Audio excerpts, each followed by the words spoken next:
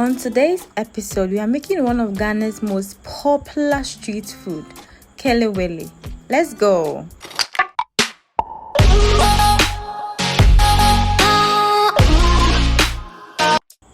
The first thing I do is to make sure I wash my ingredients very well. I'm using some ginger, onions, dried pepper, garlic, grains of Selim, and then cloves.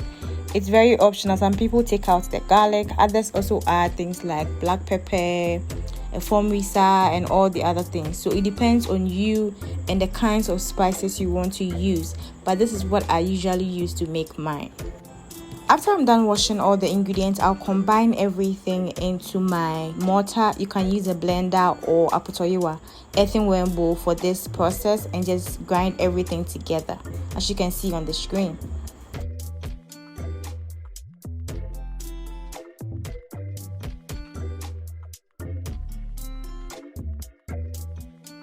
After adding all the ingredients into my mortar, I would grind or pound it till it gets to this consistency, and then I'll set it aside. As I said, you can use a blender or an earthenware bowl to still get the same results. I'm going to be using ripe plantain. Make sure it's not too soft, otherwise it's going to be soggy, and it's not too hard, otherwise you won't be able to enjoy it thoroughly. It should be just right in the middle, something like what I'm peeling right now, so that you can get that kelewele texture from it. So after I'm done peeling all my plantains, what I'll do is to cut them into desired sizes.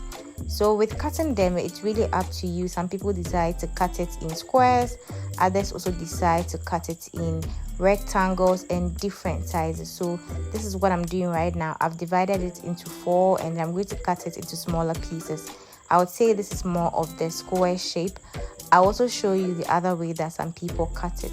I usually like this way because I feel like it's easier and it's faster. But then however you want it is perfectly fine.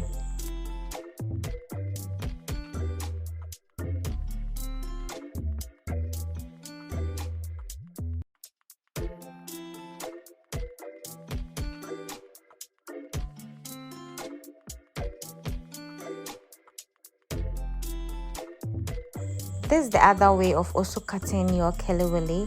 So I'm going to divide it into 2 and then further divide it into 2 and then slightly slant it as I cut. Some people prefer it this way as well. Any other way that you prefer it is fine. So once I'm done cutting everything, I'll just put everything inside the bowl and get ready for the next steps. So just bear with me as I cut all my kelewele into desired sizes, smaller pieces.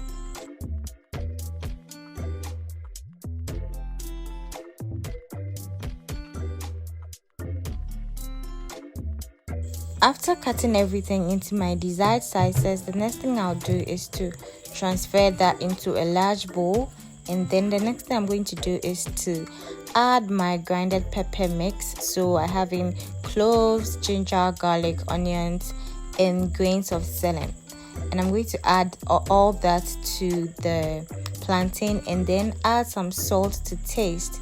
So all that is optional. The amount of salt you use is really up to you. We don't really measure here in Ghana or most African countries because I don't know, we've perfected the act of measuring with our eyes. So you just decide what amount of salt is enough, and truly you finish the food and realize it's actually okay. So this is the amount of salt that I'm using for my kelewele. If you want to measure yours, that's fine, but then I feel like what I used was enough, and after I was done cooking it, it was okay. So I'm going to be combining everything together, as you can see on the screen. Make sure it goes to every part of the kelewele because you don't want some parts to be coated and some parts not coated. So do everything thoroughly. After you're done mixing everything together, you've tasted it and decided that the salt and everything is okay, the next thing you're going to do is to cover it with a cling film or a foil, and then we're going to put this in the refrigerator for about 30 minutes. I do this so that the flavors can soak well into the plantain before I fry it. It's completely optional. Now to the frying bit, you add some oil into a pan on fire and then you allow it to sit for some time. Don't let it become too hot. Otherwise, as soon as you add the plantain, it's going to burn. So make it a bit medium heat. Put it on medium heat and then put in your plantains. This is oil and this is frying, so be careful that you do not hurt yourself. So I'm going to put just a bit or enough into the pan. Make sure not to overcrowd it, otherwise it's going to take a long time to cook. So this should be enough. Keep checking the heat and turning it along the way so that it doesn't burn. If it's kept on one side for too long, that side might burn. So after a few minutes, I can see that my plantain is okay. Some people like it very brownish, but this is exactly how I like mine. So I'm going to take it from the fire and I'm going to be putting it on a tissue paper so that it can soak out the oil. You can see that it has a lot of oil in it, and if you don't want that, you can use a tissue paper to soak out the oil. And then that's basically how you make your own kelewele at home.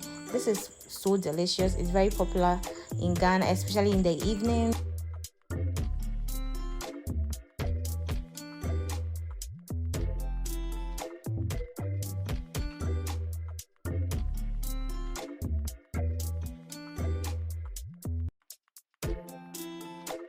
Kelewele is usually and mostly served with granuts. As you can see, I'm adding some granuts here to pair with it. I also have a weird combo I do. Please do not judge me. I eat kelewele with eggs. I don't know if anybody else is like me here. If you're like me, please leave it in the comments. Have you ever eaten kelewele with eggs? I don't want you to think I'm the only weird person in Ghana who eats kelewele with eggs. So let me know in the comments if you've tried it before or if it's your favorite like me. I hope you liked this recipe and I hope it was easy for you to follow. If you like more recipes like this, or if you want more recipes like this, leave it in the comments and let me know and I would create more for you. Till we meet again, it's bye. Enjoy your kelewele with granuts and eggs. Bye.